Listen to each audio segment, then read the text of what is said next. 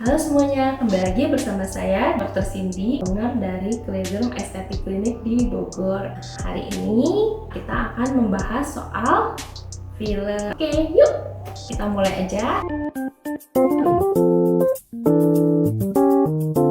Apa aja nih pertanyaannya?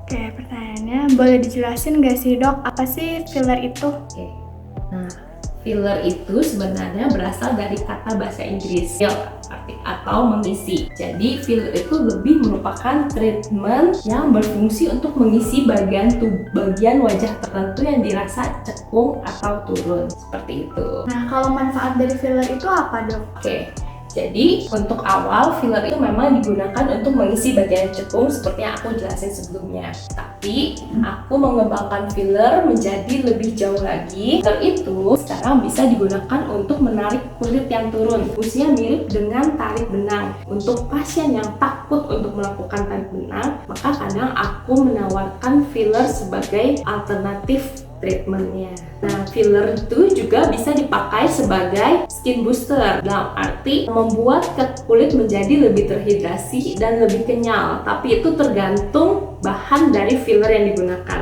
karena filler itu memiliki berbagai macam bahannya. Kalau bedanya filler sama silikon itu apa dok? Oke, sebenarnya filler itu adalah nama treatmentnya yang untuk mengisi. Silikon itu adalah bahan yang dipakai untuk mengisi. Jadi dulu juga silikon itu bahasa awam ya, sebenarnya merupakan treatment filler juga. Cuman bahannya adalah silikon. Karena sekarang silikon udah tidak boleh sama sekali dipakai, maka kita memiliki berbagai bahan yang lebih aman untuk dipakai. Contoh bahan filler sekarang yang lazim digunakan adalah hyaluronic acid atau asam hyaluronat, ada juga kolagen stimulator, dan juga kalsium karbonaksid seperti itu, dan banyak bahan lainnya juga. Itu tergantung dari operator yang memilih dan juga tergantung dari keadaan muka pasien. Oke, pertanyaan selanjutnya, bagian mana aja sih dok yang bisa di filler? Oke, bagian yang bisa di filler atau diisi. Sebenarnya untuk muka hampir semua bagian. Umumnya orang masih melakukan filler itu di hidung, di dagu, dan di bawah mata. Tapi sekarang untuk hidung aku lebih memilih benang karena benang lebih kelihatan lebih lancip. Yang pertama, yang kedua tidak ada resiko melebar seperti filler. Nah, tapi sekarang aku ingin menekankan penggunaan filler sebenarnya untuk menarik mata yang turun, dan itu biasanya jarang dilakukan di tempat lain. Misalnya filler di daerah pelipis itu bisa membantu untuk menarik mata yang menutup atau droopy eyelid seperti ini. Begitupun filler di dahi kadang bisa membuat kulit dahi pertama lebih bagus, tidak ada tekstur garis halus, dan yang kedua dahinya itu kadang terlihat lebih manis. Yang ketiga, penggunaan filler bisa untuk daerah jawline ataupun daerah pipi atau malah samping seperti itu. Itu juga berfungsi mirip dengan tarik benang untuk menarik pipi yang turun. Nah, biasanya kita kombinasi untuk filler jawline dengan filler dagu. Yang keempat, biasanya aku pakai untuk daerah bibir. Untuk bibir memang tidak ada treatment lain kayak benang,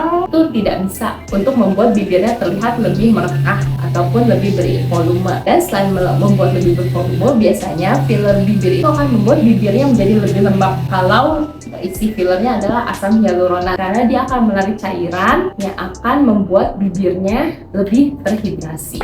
Yes. Dan kelima, filler juga bisa untuk daerah leher sebagai skin booster. Mungkin segitu ya yang biasa aku pakai filler selama di klinik sehari-hari kepada pasien. Untuk ketahanannya kalau filler itu berapa lama dok? Oke, untuk ketahanan itu beda-beda karena tergantung jenis fillernya, jenis bahan fillernya. Nah, biasanya di aku kebanyakan pasien memuji filler dagu bisa tahan sampai 3-5 tahun setelah dilakukan pengulangan 3 kali. Untuk daerah bawah mata ataupun daerah bibir biasanya lebih cepat hilang, mungkin 6 bulan sampai 2 tahun. Itu juga terbalik ke masing-masing pasien, gimana treatment maintenance-nya, gimana aftercare treatment-nya. Tapi rata-rata menurutku filler itu di aku dengan bahan asam hyaluronat rata-rata bertahan 1-3 tahun. Oke, kalau filler di Claydrum itu hasilnya bisa natural nggak sih dok? Oke.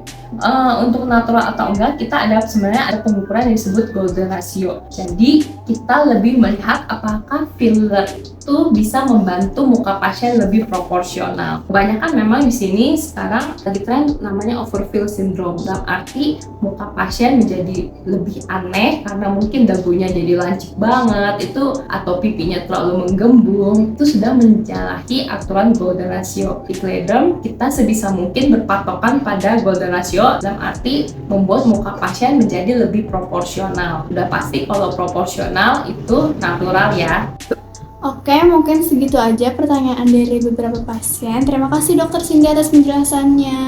Sama-sama, and don't forget, kalau masih ada yang ingin ditanyakan bisa share di kolom komentar, and just follow, like, and subscribe at Dr. Cindy Lestari untuk info terbaru lainnya.